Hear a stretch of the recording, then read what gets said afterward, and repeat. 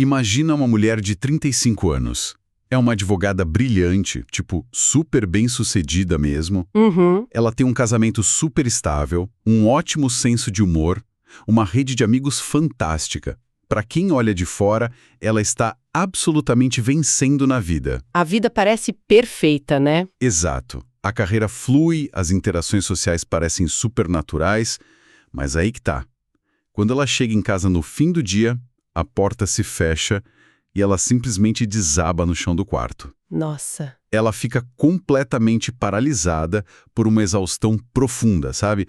Uma estafa que a medicina tradicional levou décadas para conseguir nomear, ou pior, que passou a vida inteira diagnosticando errado. Esse cenário é incrivelmente comum e doloroso de ver. O que a gente está observando aí é a distância abissal entre o comportamento que os outros veem e a verdadeira experiência interna dessa pessoa. Uhum. E é exatamente essa lacuna invisível que transforma o diagnóstico num verdadeiro campo minado hoje em dia. E é por isso que no nosso mergulho profundo de hoje, nós vamos entrar de cabeça na ciência e na complexa arte da avaliação diagnóstica no autismo. Com certeza, é um tema urgente. O nosso grande objetivo aqui, para quem nos ouve, é desvendar por que o sistema médico tradicional falha rotineiramente em enxergar pessoas brilhantes, de alto desempenho, que passam a vida lutando em segredo com um sistema nervoso diferente. E para guiar essa nossa conversa, nós estamos trazendo dados de 2 guias clínicos fantásticos. O primeiro é Is This Autism? A Companion Guide for Diagnosing. E o segundo é A Guide for Clinicians and Everyone Else. Ótimas fontes. Sim, e o que essas autoras, Donna Henderson, Sarah Wayland e Jamel White fazem é basicamente virar o modelo médico tradicional de cabeça para baixo. Finalmente, né? Exato. Elas mostram que focar apenas em observar uma listinha de comportamentos não é só ineficaz, mas exclui sistematicamente milhares de pessoas da comunidade médica, especialmente mulheres e adultos. Então, antes da gente entrar nas falhas dos testes propriamente ditos, eu acho que a gente precisa recalibrar nossa própria lente. Boa ideia. Porque durante muito tempo, a medicina operou sobre o que a gente chama de modelo do déficit. O autismo era visto puramente como uma tragédia de desenvolvimento. Uma coleção de comportamentos quebrados. Exato. Coisas que precisavam ser consertadas ou treinadas até desaparecerem por completo. Mas o paradigma da neurodiversidade que essas fontes trazem propõe algo completamente diferente. Não se trata de um defeito, mas de uma diferença mecânica na forma como o cérebro capta os estímulos do mundo, certo? Sem dúvida. A grande mudança de paradigma é entender que o autismo afeta a arquitetura do sistema nervoso. As fontes até comparam isso a ser canhoto. Ah, interessante. Historicamente, ser canhoto era patologizado, punido na escola, forçavam as crianças a escrever com a mão direita. Hoje a gente entende que é só uma variação biológica natural. Nossa, faz todo sentido. E com o cérebro neurodivergente é a mesma lógica. Ele muitas vezes não tem os mesmos filtros naturais que um cérebro neurotípico tem para ignorar, digamos, uma luz de neon piscando. Ou o zumbido chato do ar-condicionado. Exato. Ou a textura de uma etiqueta na roupa que fica arranhando. Tudo entra com força total o tempo inteiro. Nossa. Então, para conseguir sobreviver num mundo que foi todo desenhado para o conforto neurotípico, a pessoa autista acaba desenvolvendo uma habilidade extrema de adaptação, o que a gente chama de camuflagem ou masking. O masking. Aí a gente volta para a história da nossa advogada do início. Totalmente. Pessoas de alto desempenho muitas vezes suprimem ativamente os instintos delas. Elas se forçam a manter contato visual, ficam monitorando cada milímetro do próprio tom de voz, escondem aqueles comportamentos repetitivos que usariam para se acalmar e ficam calculando conscientemente cada expressão facial para parecerem adequadas na sala. E o mecanismo por trás disso é fascinante e honestamente assustador, porque o que é super intuitivo para uma pessoa não autista, tipo ler o clima de uma sala, entrar numa roda de conversa, exige um processamento cognitivo manual constante de quem está camuflando. É um trabalho braçal do cérebro. Exatamente. A amígdala cerebral, que é quem regula o medo e a ameaça, fica ativada direto. O ambiente inteiro é sentido como hostil ou imprevisível. Isso me faz pensar numa analogia, ver se faz sentido. É como se o cérebro dessa pessoa fosse um aplicativo de celular. Tá, como assim? Para quem olha para a tela, ali por fora, a interface é linda. O aplicativo parece rodar perfeitamente, super fluido. Uhum. Mas por trás da tela, em segundo plano, a memória RAM está no limite máximo. Tem tipo dezenas de processos pesadíssimos rodando ao mesmo tempo, só para manter aquela interface bonitinha. Nossa, sim. O processador está fritando, a bateria está sendo drenada numa velocidade absurda até o ponto em que o aparelho simplesmente apaga, desliga sozinho. A tela intacta por fora não mostra o esforço brutal do sistema. Olha, essa é a imagem perfeita da camuflagem. O esforço é 100% invisível, mas a drenagem de energia é absolutamente real e fisicamente palpável. Mas aqui eu vou precisar fazer o papel do advogado do diabo por um momento, Vai em frente. levando em conta que o sistema exige tanto. Se a pessoa consegue mascarar tão bem que nenhum psiquiatra nota no dia a dia a ponto de ter uma vida funcional, pagar os boletos, se misturar na sociedade, qual é o problema real? É uma boa pergunta. Por que a gente precisa rotular isso? O diagnóstico muda alguma coisa na prática para essa pessoa ou é só uma necessidade moderna de ter uma gavetinha para se colocar? Olha, essa é uma dúvida super comum e é exatamente a armadilha na qual muitos profissionais da saúde caem. Sério? Sim, mas a resposta clínica que as pesquisas recentes nos dão é muito contundente. A capacidade de compensar um desafio não significa de jeito nenhum que o desafio não exista. Entendi. E o preço de sustentar essa compensação a longo prazo é simplesmente devastador. A conta chega, né? E chega alta? Altíssima. Quando não existe validação para esse esforço interno, o custo dessa camuflagem contínua é um esgotamento crônico absurdo. O famoso burnout autista. Porque é diferente do burnout de trabalho normal. Muito diferente. Estamos falando de níveis estratosféricos de ansiedade, depressão resistente a remédios e uma perda completa de identidade. Porque a pessoa passa o tempo todo interpretando um personagem, né? Exato. E isso gera um isolamento profundo. A pessoa se sente solitária, mesmo numa sala lotada de amigos, porque ninguém ali conhece a versão real dela. Só aquele avatar que ela projetou a vida toda. Cara, isso nos leva ao grande paradoxo da psiquiatria moderna que as fontes apontam. Se o verdadeiro impacto do autismo em adultos e mulheres é essa experiência interna e exaustiva, como é que as ferramentas tradicionais de avaliação medem isso? Então, a resposta curta que emerge da nossa análise de hoje é um sonoro: elas não medem. Elas ignoram completamente. Quase por completo.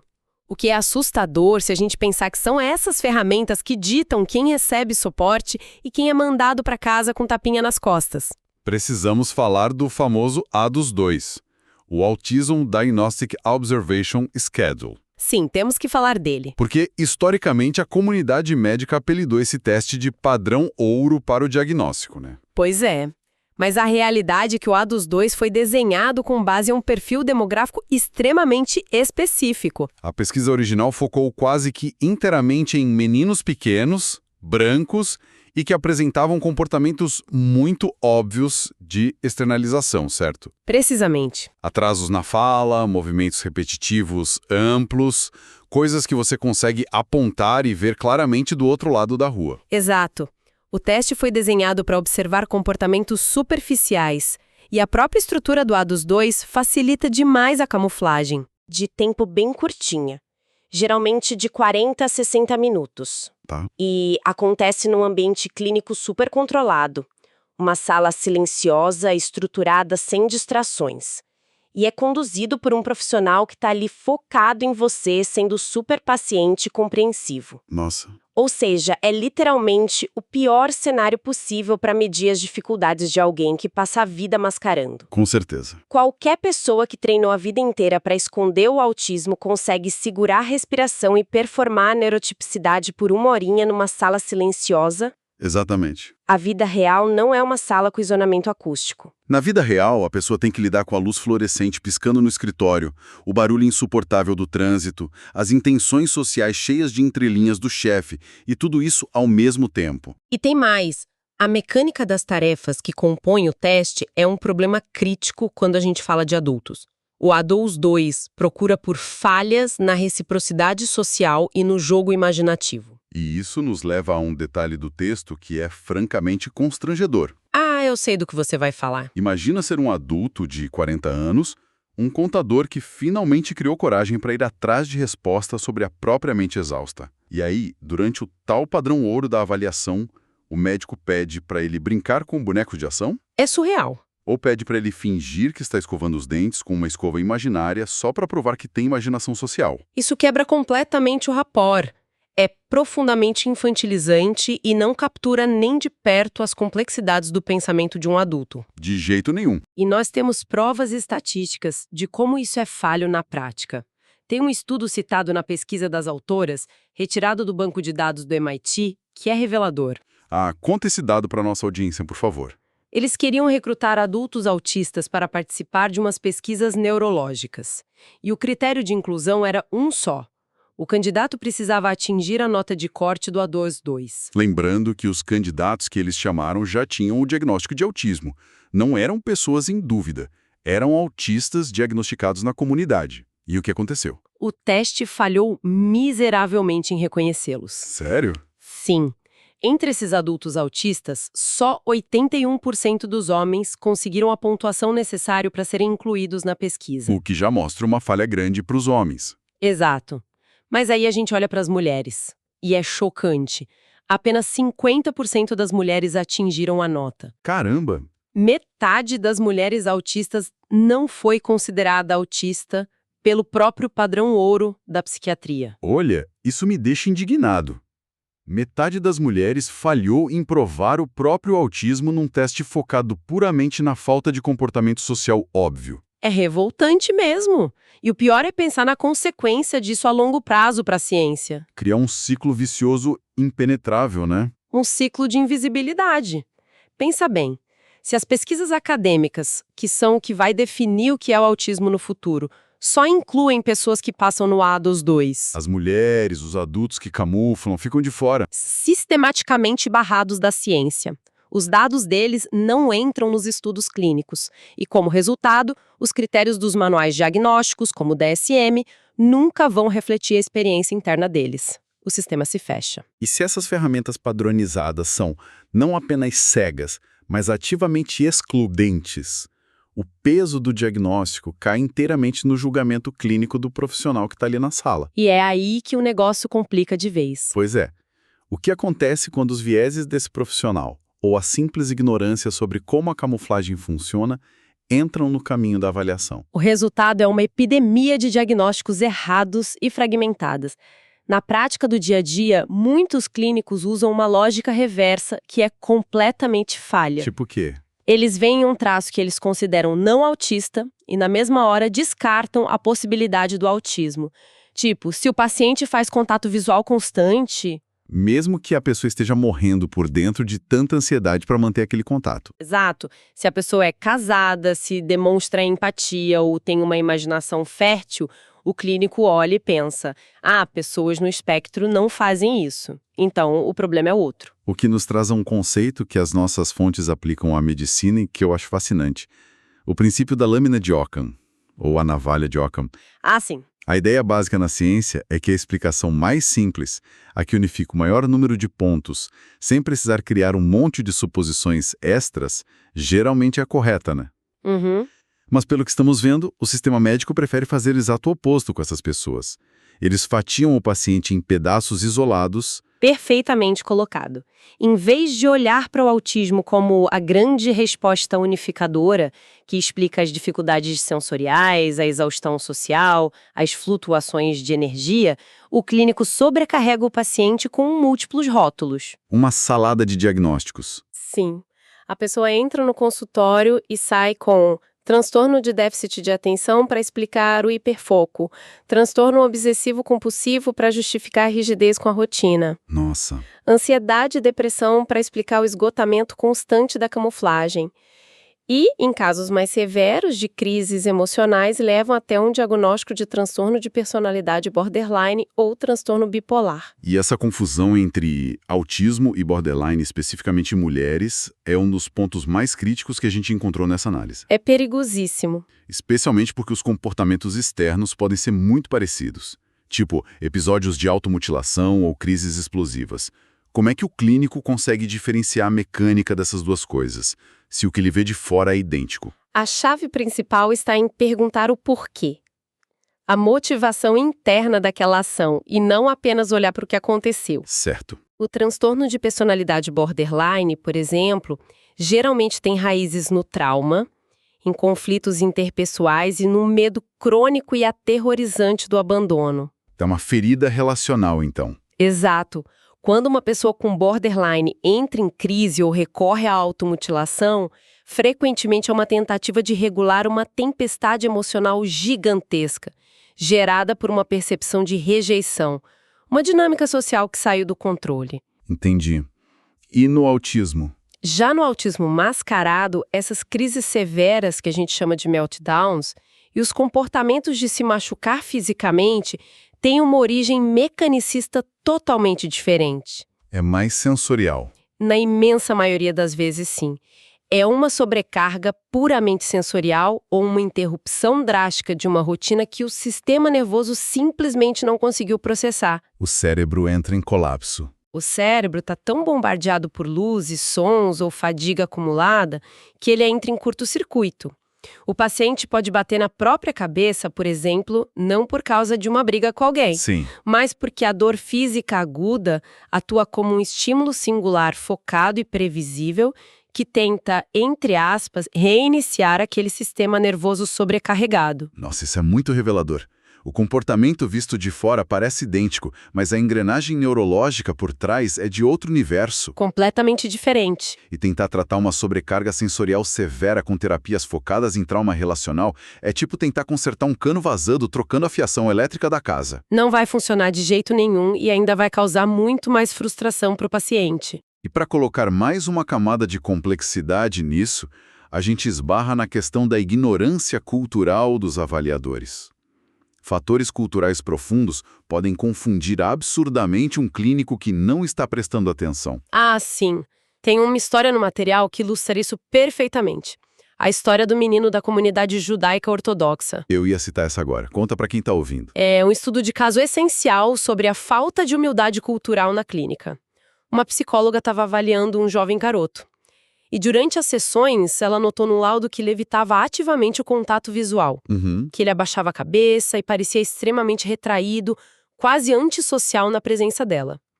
Usando só a lente comportamental do modelo médico ocidental, ela carimbou aquilo como um déficit de reciprocidade social clássico do autismo. Só que o tal do déficit social era, na verdade, um excesso de sofisticação social que ela simplesmente não tinha repertório para entender, né? Exato. Mais tarde, quando ela foi revisar o caso com um colega que conhecia a fundo a comunidade ortodoxa, a verdade apareceu. E qual era? A avaliadora era uma mulher adulta, desconhecida da família e estava usando roupas de mangas curtas. Na cultura religiosa daquele garoto, olhar diretamente nos olhos de uma mulher nessas circunstâncias seria uma violação severa de respeito e modéstia. Cara, ele não estava com déficit de comunicação. Ele estava seguindo as regras de comunicação da sociedade dele à risca. Exatamente. O que prova que focar apenas no comportamento observável, sem entender o contexto histórico e cultural do paciente, é receita certa para o fracasso diagnóstico. É por isso que entrevistas com a família e a avaliação profunda da história de vida dão de 10 a 0 em qualquer teste padronizado de 40 minutos. Sem dúvida. O que nos leva à verdadeira alternativa, né? Se o A22 e os julgamentos rápidos de consultório falham tanto, como é que a gente estrutura uma avaliação justa? E aí que entram as ferramentas focadas na afirmação da neurodiversidade, como o MIGAS-2. Exatamente. O MIGAS, que significa Monteiro Interview Guidelines for Diagnosing the Autism Spectrum, ele simplesmente abandona a ideia de pontuações de corte. Não tem aprovação ou reprovação. Não tem. E não tem essa medição de déficit de comportamento. E como ele funciona na prática mecânica da clínica? Como é a consulta? É uma estrutura de entrevista qualitativa. Em vez de forçar o paciente a realizar um monte de tarefas artificiais e infantis para observar onde ele falha, Tipo, escovar os dentes imaginários? isso. Em vez disso, o clínico conduz uma conversa estruturada focada puramente na experiência sensorial daquele paciente. Mais sobre como ele sente o mundo. Exato, nas paixões profundas dele, os famosos hiperfocos e em como ele organiza o seu mundo. O avaliador investiga como o cérebro daquela pessoa absorve energia e como a perde. É uma exploração em conjunto. E há um momento específico no protocolo do MIG-10-2 que eu achei de uma inteligência brutal para quebrar a camuflagem, mas sem ser invasivo ou desrespeitoso. Ah, a parte das perguntas, né? Sim, depois de fazer uma série de perguntas, o avaliador simplesmente pausa e diz: "Eu te fiz muitas perguntas até agora. Neste momento eu convido você a me fazer uma pergunta." É uma instrução tão simples, mas a mecânica de como cérebros diferentes reagem a ela é muito reveladora. Como é que as pessoas geralmente reagem a essa quebra de expectativa? Bom, quem é neurotípico acessa imediatamente um roteiro social invisível. A pessoa não tem nenhuma dúvida real sobre o clínico, mas para manter o clima agradável, ela inventa uma pergunta trivial na hora. Ela diz tipo: "Ah, você gosta de trabalhar aqui na clínica? Ou Pegou muito trânsito para chegar hoje?" é pura performance de engajamento social. Mais pessoas no espectro frequentemente ficam genuinamente perplexas ou até irritadas com essa interrupção, não é? Ficam, porque, na cabeça delas, se o objetivo da consulta médica é avaliar a saúde mental, por que perder um tempo precioso com perguntas vazias sobre o trânsito? Lógico. E essa hesitação sincera fornece ao clínico um dado qualitativo riquíssimo. Mostra como a mente daquela pessoa processa a utilidade da comunicação. É um dado muito mais valioso do que ver se ela consegue brincar com bonecos de ação. Muito mais. E esse exemplo prova que a avaliação não deve ser sobre capturar onde o paciente falha na performance. Tem que ser sobre honrar a autenticidade daquele sistema nervoso específico. Exato. E o diagnóstico que surge de um processo cuidadoso, assim, focado na experiência interna, nunca é uma sentença ruim ou uma má notícia. Pelo contrário, né? Pelos relatos, é o fim de um luto prolongado. A validação de que aquele indivíduo não é preguiçoso, não é quebrado, nem tem um defeito de caráter insuperável. Uhum. Ele tem uma biologia que exige um manual de instruções diferente. E agora, finalmente, com o diagnóstico certo, ele pode ler esse manual. Reescreve completamente a narrativa de uma vida inteira de exaustão que ele não sabia explicar. A pessoa ganha um vocabulário novo para as próprias necessidades. O que amarra perfeitamente as grandes lições que tiramos da nossa exploração de hoje. A verdadeira arte da avaliação diagnóstica no autismo exige um abandono corajoso desse modelo de déficits. Com certeza. Requer que a comunidade médica e psicológica olhe muito além da sedução de testes rápidos e padronizados que são desenhados para capturar a superfície, mas que são cegos para o esforço interno absurdo que a camuflagem demanda. Exige entender a mecânica por trás das ações, a história cultural de cada um e as verdadeiras fontes dessa exaustão invisível. É entender que validar essa engrenagem interna complexa é o único caminho real para remover o peso esmagador da adequação forçada na sociedade. A gente não está diagnosticando falhas, a gente está identificando formas de funcionamento humano. E fornecer um ambiente certo para que a neurodiversidade prospere muda o jogo para toda a sociedade, sabe? Não apenas para a pessoa que recebeu o diagnóstico. Com certeza. Para o pessoal que acompanha a gente, a aplicação prática de tudo isso transcende a clínica médica. Seja lidando com um colega de trabalho, uma parceira, ou até refletindo sobre a própria mente. Uhum. Quando a gente passa a ver o autismo como um sistema nervoso processando o mundo em altíssima voltagem e não como uma coleção de comportamentos inconvenientes, nós começamos a criar ambientes genuinamente inclusivos. Ambientes onde a pessoa não precisa esgotar toda a energia vital dela apenas tentando parecer normal para ter o direito básico de existir e ser respeitada. Exato.